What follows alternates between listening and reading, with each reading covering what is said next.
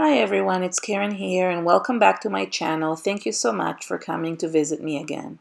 Today I have a new tutorial where I am experimenting with some nail polish to create art. I saw this technique on Pinterest where somebody used nail polish to create beautiful stones and pumpkins using nail polish, and I thought that it would be fun to also do it on paper. I figured that if it can be done on a smooth surface of a rock or a pumpkin, then it could definitely be done on a smooth surface of a paper. And what I did is I tried it on Yupo paper and also on smooth Strathmore Bristol paper. I followed the exact same steps and I just wanted to really see if that art hack would work. I am not claiming this is my idea.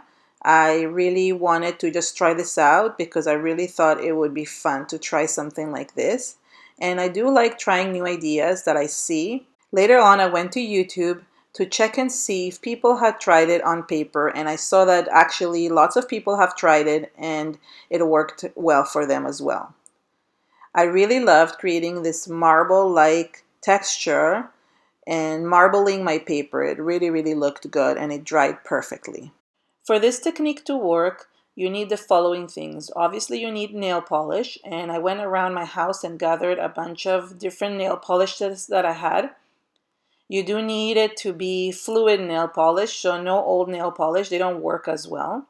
You also need a container that you can put cold water in it. You need some paper. In this case, I used the papers that I said before. And you need some kind of stick or something you can move the nail polish with.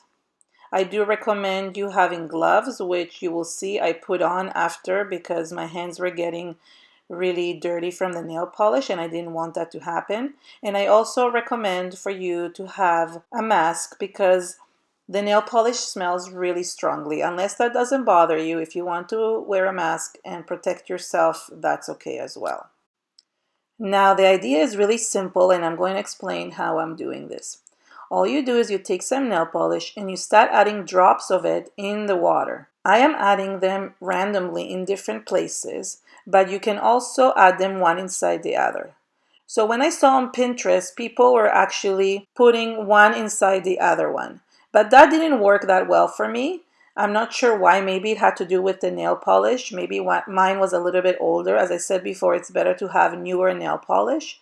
But I really love the effect that I created, and it created this beautiful marbling on my paper. I found that it worked the best when I held the brush from the nail polish and held it on top of the edge of the water.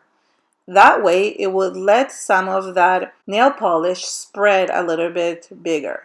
You really want the nail polish to spread so you can create these beautiful circles. Then you run the paper on top of the circles and you can create a beautiful marble effect. What I did is I actually layered the marble effect because I wanted the paper to be very full. So I kept on going back and forth and adding more color and more nail polish in different colors and then running my paper again. You really want the paper to be smooth like the Yupo paper, or if you're going to use something like watercolor paper or mixed media paper, which are thicker, that's the best solution because you don't want it to get too wet. So if a paper gets destroyed with water, then that's not something you want. You want to make sure that you have something thick enough that it can withstand the water.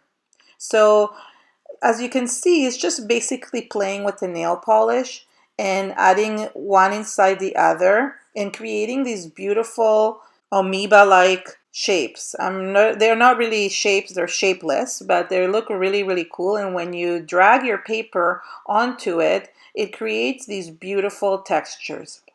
Now, if you really want to create something different and you want to really have it perfect, you can experiment with different types of nail polish. Some nail polishes will probably work better and will create perfect shapes.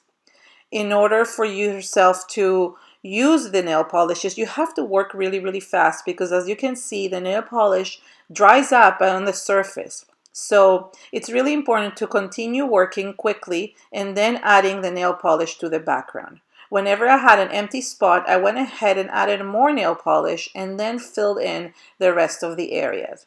I really love how the marbleized effect became in the background. And when the paper dried and the nail polish dried, it doesn't come off. It's perfect and permanent. So it's really, really nice. You can use a stick to also move things around to create patterns, and that makes it more marbleized. But you can just do what I did until now and just create really nice patterns. So I really, really love this technique. I'm trying to find things to experiment with, and yes, I am taking ideas from other people, and that's okay to do. I'm not copying their entire idea. And even if you are, it's just a technique that you can experiment with. I'm not claiming it is my technique at all. But what I really want to make sure is that I bring people that come to my channel something innovative that they might have not found or seen somewhere else. A lot of people get very stressed out about copyright and copying, but when you're just trying a technique and experimenting and copying a technique, it's not exactly copying a project. If somebody went ahead and copied something exactly, then that's different. But I do encourage people that if you saw this technique on my channel, go ahead and experiment with it. And if you want to create your own video and go ahead and do this, that's up to you. Of course, this is not my idea. This is just something fun that I'm trying, and you might not think to search for that on YouTube. So it's best to bring this to you and show you that these techniques exist on the YouTube channels. And I really hope that people understand, because a lot of people get very concerned that others are copying, but there's really no new idea out there. A lot of the things that are out on YouTube have been made so many times, and if you want to see if it is a new idea or not, go ahead and Google it or go search on YouTube, and you will see that those ideas, if there's more than 10 videos on the same subject, then that's not a stolen idea. But you can go ahead and recreate it and kind of give it your own twist, which is what I did here. And I really like the idea of doing it on Yupo paper. So as you can see, I kept on adding more and more layers to really fill in the background. I really want to create these really cool backgrounds for cards or for art journaling. You could just do anything you wanted with this. You could cut it up and add it to your art journal, and it will just look amazing. One of my ideas that I had recently is to just do videos on backgrounds. This is my third background that I'm creating. I call it wow backgrounds because they really are fun to create.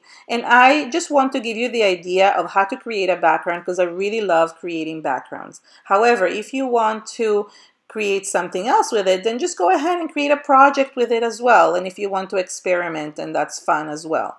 But I really want to make sure that you know that these are just fun backgrounds, and I just want to create something fun and give some people idea on what to do. I will link all the background videos below in the description area, as well as some of the products that I used today, so you can see the other types of backgrounds that I made. I am searching for other innovative ideas or even simple ideas to create backgrounds because I really have fun creating them, and I really want to show how easy it is to create a background for any type of project, whether it is a card, an art journal, a canvas, or even a scrapbooking layout. If you have any background ideas that you want to share or you want me to experiment and try out on my YouTube channel, so feel free to leave me a comment about that, and then I'll be able to experiment and show how to create those type of backgrounds. Thank you so much for watching. If you loved my video, please give it a thumbs up and share it on social media. For more inspiration, subscribe to my channel and visit me on my website so you can sign up to my newsletter.